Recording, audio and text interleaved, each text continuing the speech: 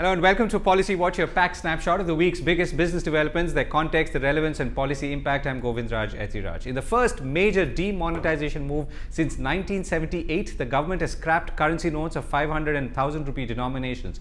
The window to exchange these or deposit these notes with banks is open till December 30th, though the exchange limit has been fixed at rupees 4000. Now, the move has been commended for its effort to crack down on black money and counterfeit currency, though it has, and quite expectedly, inconvenienced citizens. Now, the larger question, however, that we are asking is, how effectively does a move to demonetize almost 85% of the value of India's currency help achieve the strategic objectives it was designed for? Second, can consumption take a hit in the shorter term, and if so, where? And finally, what are the longer term solutions to solving the problem of a parallel economy or black economy? To discuss this, I am joined by AV Karthik, Partner Financial Advisory Services at Deloitte, Soumyajit Niyogi, Associate Director Credit and Market Research, India Ratings, and Upasna Bhardwaj, Senior Economist at Kotak Bank.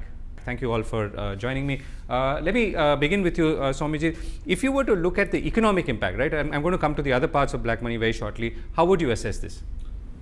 First thing, definitely in the short term, there will be some disruption because some economic activities, some businesses developed on the basis of this cash economy and the basis of the unorganized segment.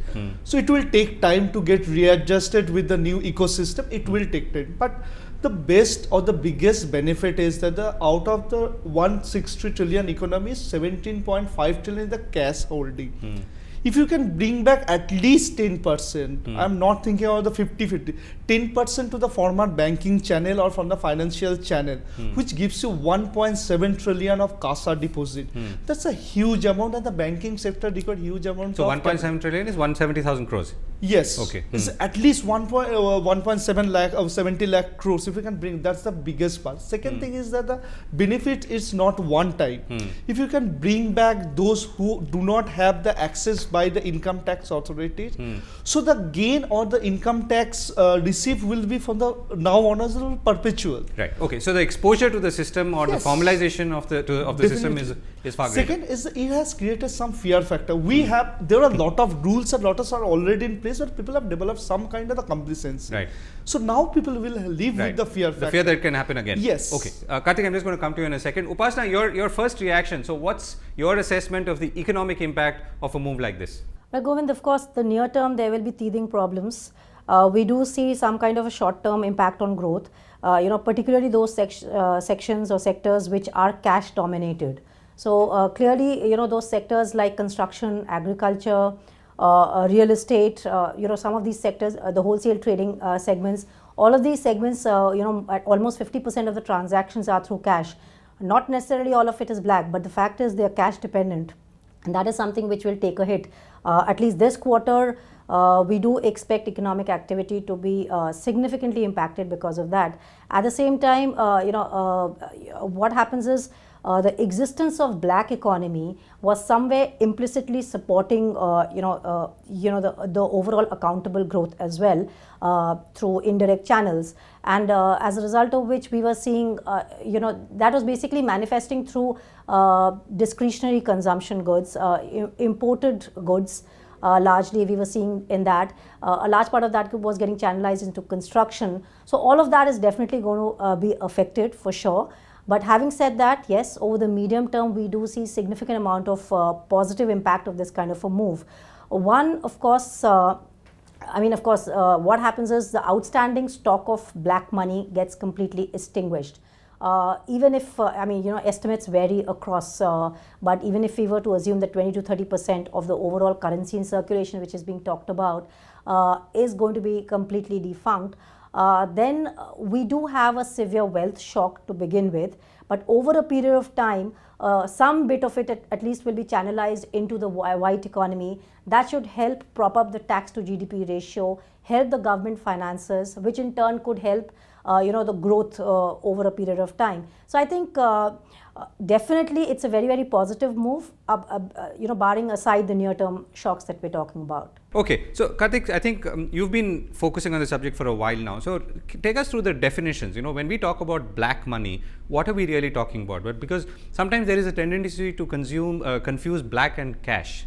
That's correct. So holding cash is not illegal. What we are talking about, black money, is primarily unaccounted money. So you're not paid tax, or for whatever reason you don't, it's unaccounted money. So that's what we are tackling in. But in the whole point of discussion, I also feel we are forgetting one important aspect, which the government was also mentioning.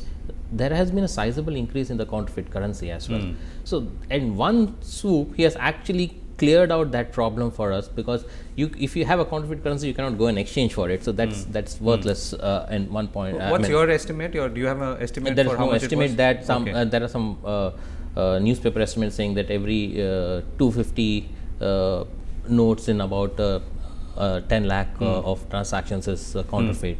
So one is counterfeit currency, terrorism financing. You have taken care of it in one blow. The second most important thing is we are talking about black money. When you talk about black money, there are two aspects. One is within India, one is outside India. And with hindsight, when I look at it, the series of steps that the government have been taking, there's a method to the madness. So you find that initially you started with the Black Money Act, then you ask people to you're targeting people who are having accounts outside India to get money in. Now if you look at the Jan Dhan Yojana, he was trying to people to get into the banking system who are unbanked.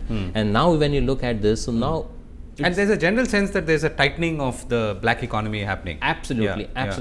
And whichever way you look at it, like what Soumyajit mentioned, I mean, you will expect more, probably the Jan Dhan accounts which were said to have been dormant will probably become more active, and you'll find a lot of money flowing as credit to the banks. Right. So you're saying see it as a series of connected dots, and then it seems to really fall into place. Absolutely. Right. Okay. So let's understand the longer term, or we've talked about the short to medium term, which of course there is some inconvenience. But medium to long term, Soumyajit, what's your sense? So is this 170,000 crores, the minimum as you see it, going to fundamentally change the construct of the economy? Definitely, one thing what will happen is that, or rather, let me put it this way: can this turn productive? Yes, definitely. If it comes to the banking system will suddenly they will see the surge in the deposit rate, which is actually showing a tepid growth. 1.7 trillion or 5 trillion increase in the deposit growth will come to the productive sector, be it in the government bond, be it other bond market or direct credit. Although the credit environment looks still very tepid and unlikely to pick it up. Right. So even if it is coming to the productive sector, so then definitely that will increase the overall systemic development. This is one part. And of course the banks will have more funds to lend, which is not happening. But let me ask the other question, right? So, but equally, this is what was driving consumption and continues to drive consumption, the way people buy, the way people transact. So, you're also talking about a loss on one side while there could be a gain on the other side. I mean, any sense on how this is being set up? Particularly loss on the one side, what will happen is for the necessary consumption will not stop. Correct. So, what can get impacted in the short term in the discretionary consumption, but the discretionary consumption it's also depending on the cash in availability. In the short term that might be some disruption, but the medium to long term, in any case the money is coming back. Money is coming back. 2,000 rupee notes and new 500 rupee notes. So you are not destroying that money. The money is coming to the financial sector, which can use for the productive sector, which can use for the better productivity, better economic activity, which can generate income, which can generate consumption. Right. But you feel that you said 10% will come back. So are you minimum? Saying so assuming let's say it's 80%, are you saying 80% will just disappear? No, not at all. So I'm saying that at least if the 10% comes back, then also, but 50, 60. No, I'm just trying to understand what could be the level of money which perhaps cannot show its face. We saw reports of someone burning a sack full of 1,000 rupee notes. I mean, maybe that's an aberration, but obviously, I don't know if you have any. No, rather than let's start with the conservative estimate and 50, even 25% comes to the system, which is 3.75 trillion. That's huge amount. So even if that comes in, that's nothing better than that could happen. Right. Okay. So let's look ahead, Karthik. What's your sense? So how do we, as a country? So as you said, we've already done a series of things that in some ways, and this is really one logical culmination, or could there be more? That could be more, but my... and what could they be? Yeah. Yes. So, while coming to this, you are talking about actually the existing, in this current decision that they have taken, we are expecting that people who are holding cash would probably be most affected. But if you look at it, many of the people who have unaccounted money may not be holding it in cash. They may have it in real estate, in or real sitting estate outside the or country. any asset they would have created. So, the problem is liquidating those assets is going to be difficult because you will have a shortage of cash in the economy. That's number one. Number two, with probably the introduction of GST going forward next year, you will have most of the transaction sales and other transactions which will get reported. So the generation of black money going forward will definitely reduce. Right. So you're saying again, so that's GST is another interesting point, which in any case people were a little apprehensive of. Upasna, let me get a last word from you, and then I come back to them. What's your sense going forward? What are the economic challenges of maintaining a somewhat either cashless on one hand or a black money free society? Well, I think what happens is we need to look at it from a broader perspective. The parallel economy, like I mentioned before, has been supporting conspicuous consumption as well, which may not be directly being visible in our GDP numbers. So that is something which will probably structurally have an impact on overall growth that we're talking about, maybe not in terms of hard numbers of GDP.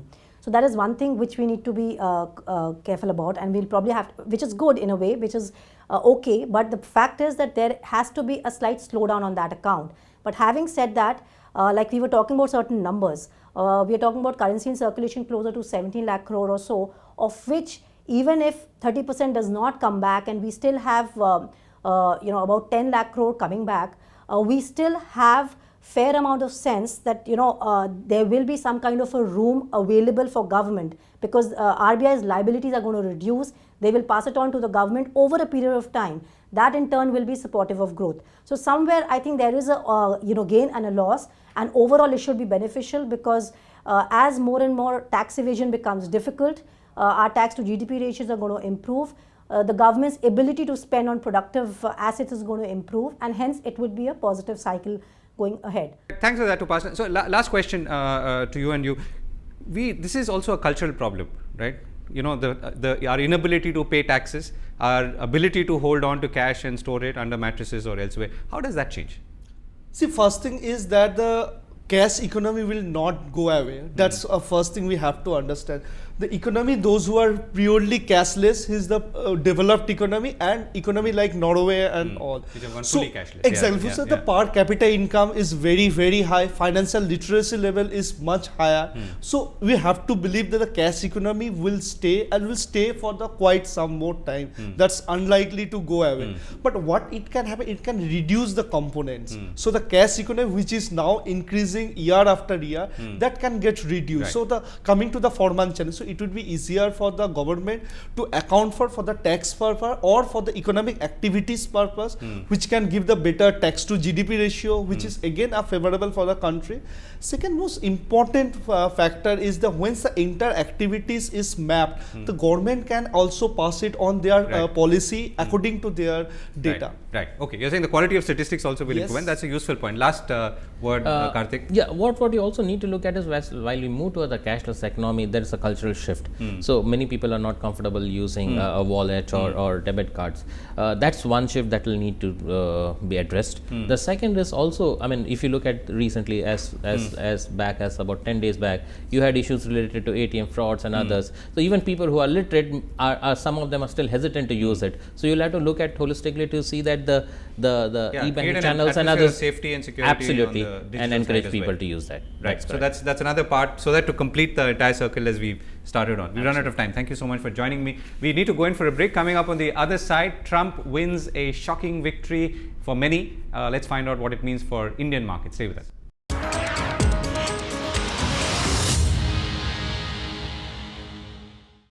Welcome back. Global markets have recovered from the shock of a Trump win in the United States. The Dow Jones hit an all-time high, a level not seen since the 2008 financial crisis. In India on Thursday, the Sensex rose over 265 points while following a shocking 1,600-point fall on Wednesday, the day after the results. Now, the fall was followed by an equally unexpected 1,350-point recovery on the same day. On Friday, the markets were stable while the Indian markets were grappling with the fallout of demonetization and the Trump victory in the short term. There are some longer-term concerns about Trump's economic policies and how they will affect global trade and thus countries like India. So therefore, what could be the short to medium term concerns of a Trump government on economic policies and markets? And if that's in place, How is it going to impact India? To discuss this, I'm joined by Ajay, Bagga, Chairman of OPC Asset Solutions, and Sorbh Gupta, Associate Fund Manager at Quantum AMC. Thank you both for joining me. So let me begin with you, Ajay, with, even as we congratulate ourselves for getting it somewhat right in our previous edition of Policy Watch.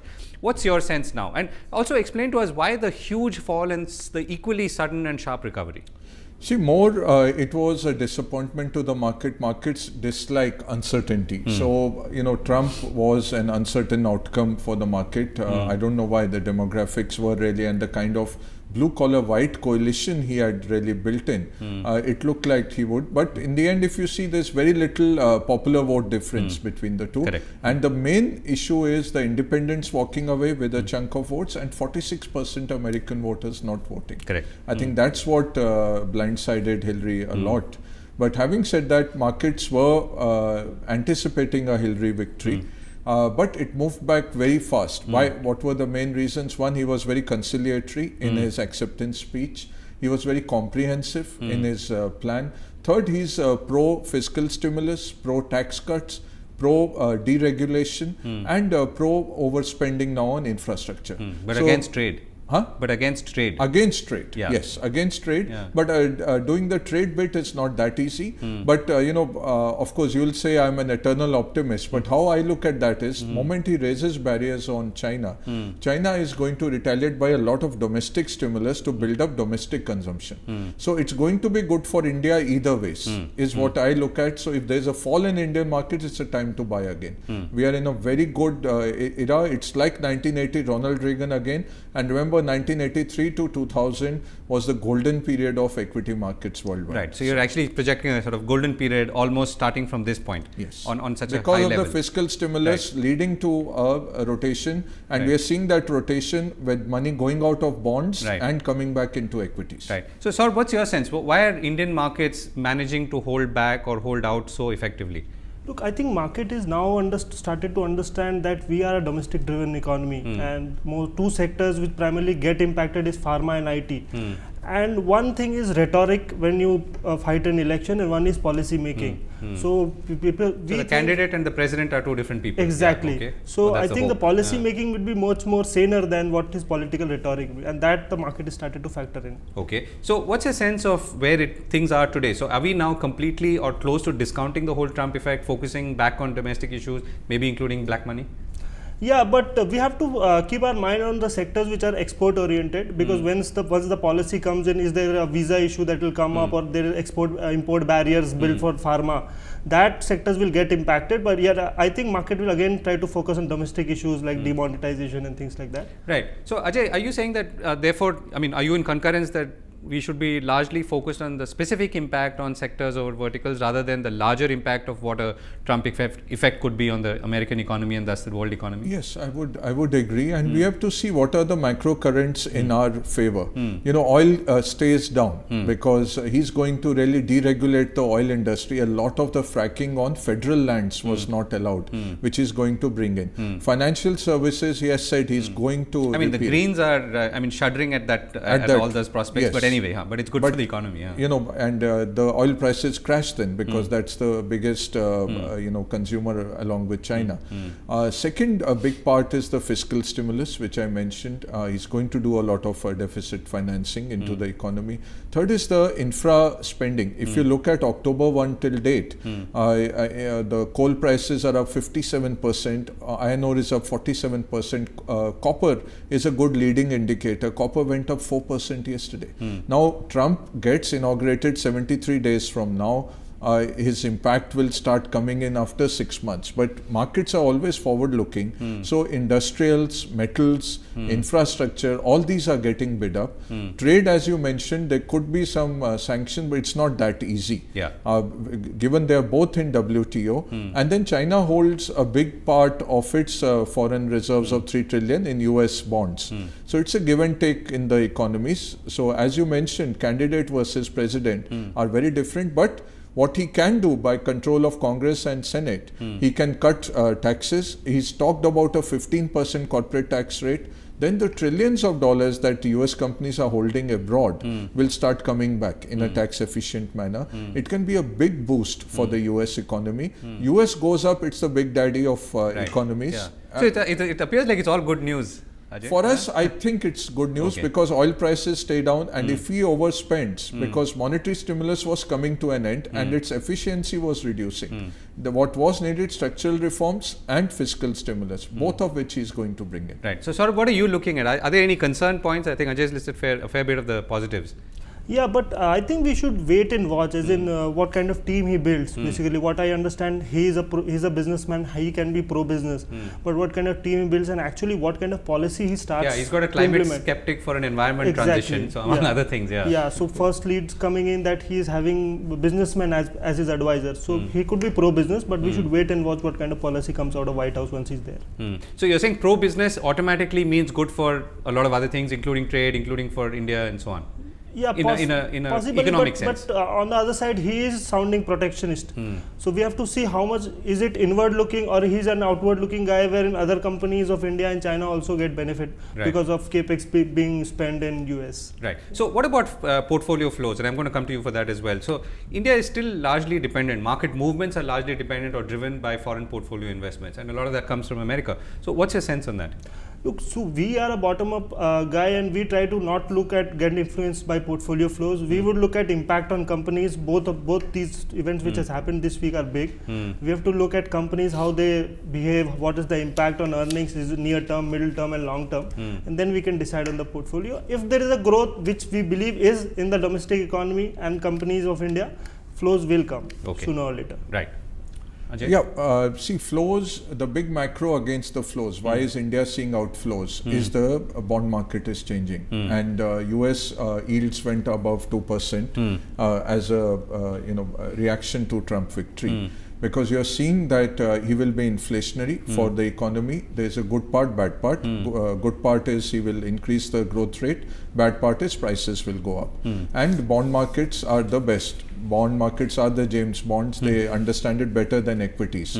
So moment the US has broken through 2%, EM flows might be hurt. But the good thing is that's where Modi's move is very good, because this demonetization, the 5 trillion rupees that we are talking about coming into the system, so 5 lakh crores, those notes will be burnt or lost, which RBI will get as a bonanza. That comes on to the union budget ultimately as an RBI dividend. Overall, the velocity of money in the banking system, with so much deposits coming in, just coming into your office, all the banks on the way. Yeah, people are standing in lines. Long lines. Yeah. And that's going to stay, because 15 lakh crores of currency you are changing, out of which probably 5 lakhs will never come because that's unaccounted for. But 10 lakhs will come into the banking system. And some of it will be sticky, it will stay on. So there's a huge stimulus to the Indian economy, bigger than the pay commission, bigger than OROP and all this, which has come in. So it has been a Brahmastra by Modi ji and by the government.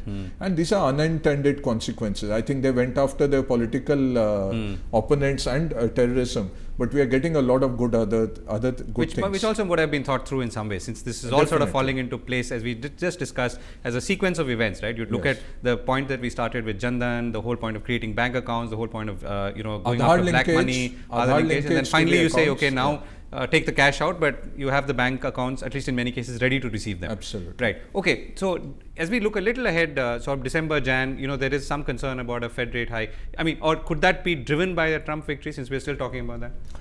Ideally speaking, Fed and the government should be independent. That's the ideal way. But I still believe Fed should be data driven, and it's a wait and watch on how Trump influences the Fed.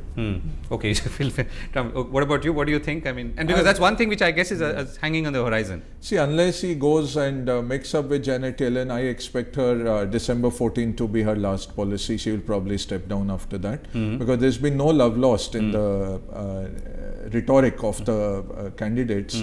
Especially he's targeted her very badly, and also in ads he's caricatured her. So I expect her to step down, but unless he makes up to her, because he's a very conciliatory president, unlike a very rhetorical candidate. So if she stays on, she's dovish, but I'm expecting they'll probably hike. That's what the bond market is saying. It's more than 78% probability of a hike in December. Right. So you're saying at worst, if we see any uncertainty, it's really in the next maybe 90 days or so. But after that, things are looking good, at least for the Indian economy and with all these pluses that we just spoke. It's pro-growth. It's pro-growth. It's going to be little inflationary. It's pro-India in the way that he doesn't love India or anything. He's going to be very pro-American. Yeah. But that's going to help us. Those macros are beneficial to us. Right. So last word? Yeah. Next 90 days? Yeah, next 90 days, I think there will be some hiccups in the consumption demand because people don't have legal tender to spend. So staples pent-up demand does not happen. Discretionary, yes, there can be some pent-up demand after 90 days. And definitely it will be very good for banking because deposits come in. And stocks are already looking good. Yeah. Right, that's a good note to end on. Thank you so much for joining me. We've run out of time, but that's all we have time for on Policy Watch this week. We'll be back next week, same time. Thanks for watching.